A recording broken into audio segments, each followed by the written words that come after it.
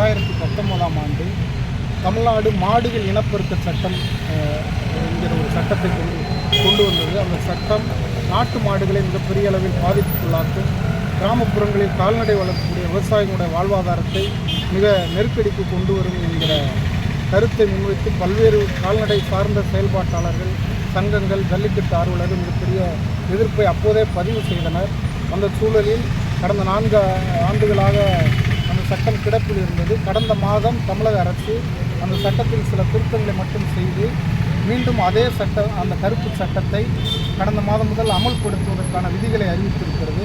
அந்த சட்டம் நடைமுறைப்படுத்தப்பட்டால் பாரம்பரியமாக கால்நடைகளை சார்ந்து வாழக்கூடிய, இயற்கை முறையில் இனப்பெருக்கம் செய்யக்கூடிய மாடுகளை கொண்டிருக்கிற மேய்ச்சல் சமூக மக்கள், கிராமப்புறங்களில் கால்நடை வளர்க்கக்கூடிய சினை ஊசி போடாத மாடுகள் இனப்பெருக்கத்தில் ஈடுபடக்கூடியவர்களுக்கு மிகப்பெரிய நெருக்கடியை கொண்டு வரும். இதுவரை சினை ஊசி உற்பத்தியில் அரசு நிறுவனங்கள் தான் செயல்படுகிறது.